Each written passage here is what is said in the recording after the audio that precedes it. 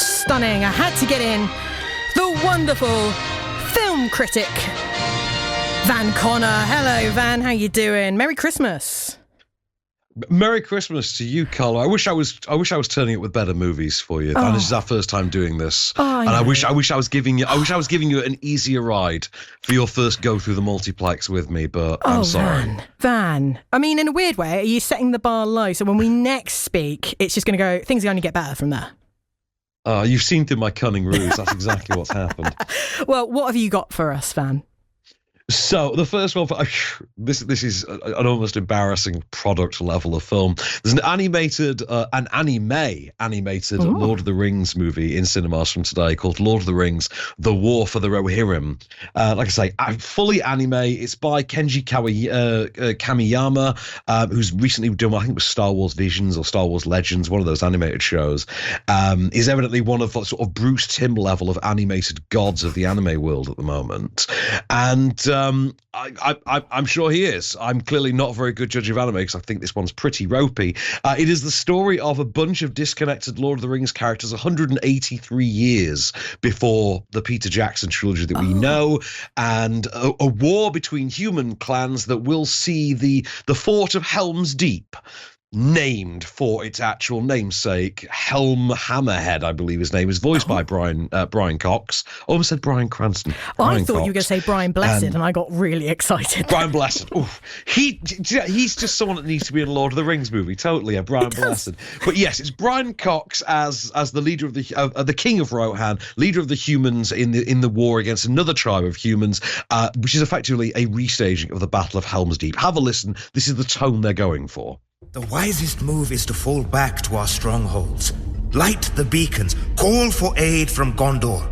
The wisest move? You would have me abandon Edoras. Until we are at full strength. Yes. This is no rabble of wild men. These men are well trained and well armed. I pledge 300 riders to protect the eastern flank. The men of the wold stand ready to fight. I accept your pledge. Lord Thorn shall have command of the east. I will lead the vanguard north and meet Wolf on the plains. Okay, I'm going to be honest with you, Van. I do love animated films. I'm particularly, Batman for me is animated. Like Mark Hamill is the Joker. I love animated Batman more than Christian Bale. You're a classy dame. I'm a classy dame, but I this is kind of drawing me in. But what is it about it that just doesn't sit with you? Because it sounds very dramatic. It's very flat. It's very flat. It's very dull. It's very drawn out. It is basically snooze-worthy. When I was straight up bored of the Rings at one point through this, it was a slog. The voice casting is quite uninspired. Outside of Brian Cox, it has to be said, he brings life to anything. But even he can't carry this afloat. It's very much it rolls along like tumbleweed rather than a boulder. It wants to have the charge of a boulder. It comes with all the weight of tumbleweed, and it just does not quite work. And it feels like exactly what it is: a theatrically released venture that is meant to serve as a literal legal placeholder, so that Warner Brothers can claim that they had a theatrically released Lord of the Rings product in cinemas within the 20 years, allocated to them after the release of The Return of the King, because they needed to buy Andy Serkis 3 more years to finish his Hunt for Gollum movie that he's working on. And that's literally what this is. There's no way around it. It feels it throughout. It never justifies its existence. It is a placeholder. Which is a shame, because it could have been so much more. It could have been a really fun way to get kids or animation fans. And like myself, I've tried multiple times to get into the Lord of the Rings films. I do struggle with them. And I actually saw this trailer in the cinema when I went to see Red One and went, oh, this might actually be my gateway into Lord of the Rings. But it sounds like it's not. I would be shocked if it was, because the tonal difference between the two, the level of filmmaking, performance and quality is just, they're light years apart. And I am a stickler for, if the voice actor is wrong, ruins it for me completely. If the game, it just doesn't work. But have we got better news with your next choice? Sadly, not much. I'm so sorry, Carl. No. I wanted better for you for your first week. So, Luca Guadagnino is back. Previously directed "Call Me by Your Name" and obviously "Challengers" this past year. Adaptation of the 1985 novella by William S. Burroughs, starring Daniel Craig as Lee, an American hustler who's hiding out on the lam in 1950s Mexico City, where he meets and enters into a relationship with a young American naval serviceman who's recently been discharged in Mexico. Ooh. And the pair enter into this all-consuming relationship. Say it's based on the novella Queer by William S. Burroughs. I've got a clip for you, and this is the pair just having a chill morning and a conversation over the menu of their local cafe. Oh, they list Baked Alaska.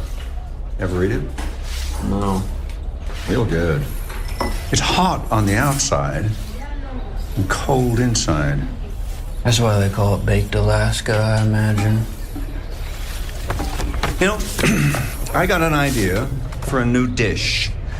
You take a live pig and you throw it into a very hot oven. So the pig is roasted outside, and when you cut into it, it's still alive and twitching inside. Or, if we run a dramatic joint, there's a screaming pig covered with burning brandy runs out of the kitchen and oh dear.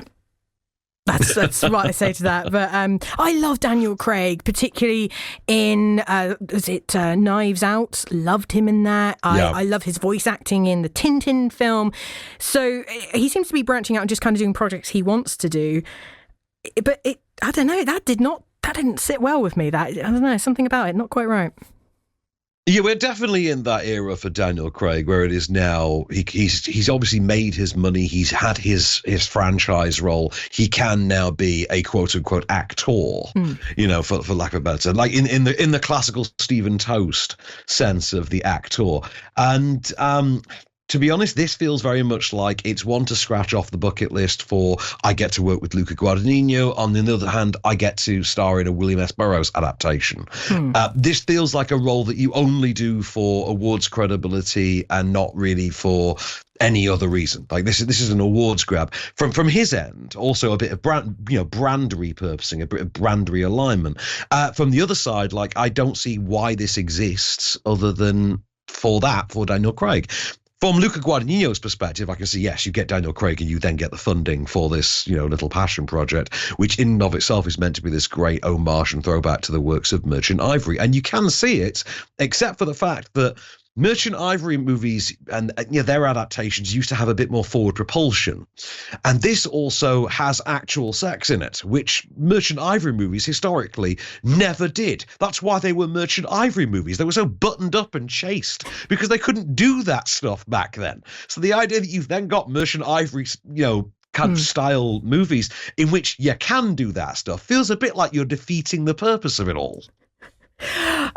Yeah. You know what? For me, it feels like you say, bucket list, tick it off even for film viewers. I couldn't, was it watchers? My brain just couldn't remember the word there.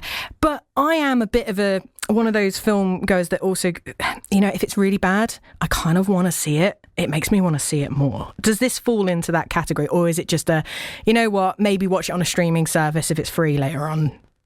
This will be distributed through Mubi in about a month's time. I believe it should be about a month's time. Where incidentally, it's the only place you can stream The Substance at the moment as well, and that is one of my favourite movies of this year. So it is worth actually going and seeking out on streaming. The Mubi platform, is worth seeking out. It's a bit too self-serious though to really appeal to your so bad it's good kind of curiosity. It's too self-important. It's too straight-faced. It just doesn't quite work on that level. That's all right, Van. I'll just go and see Wicked again. It's fine. Oh, no. Don't do that to me. Well, Van, thank you so much for bringing those suggestions to us. Maybe next time we'll get two good hitters. Maybe. Oh, I've got Mufasa next week. Hopefully it'll go better. Can we arrange for Adam to be off that day? Any? We'll give it a go. Thank you very much, Van. If you want to see those films, Lord of the Rings, War of Rohirrim will be in the Curzon in Oxford, the View Cinema, Cineworld in Whitney, and Didcot and the View in Bicester. And if you want to go and see Queer, you can check it out in the Light in Banbury and the Phoenix Picture House.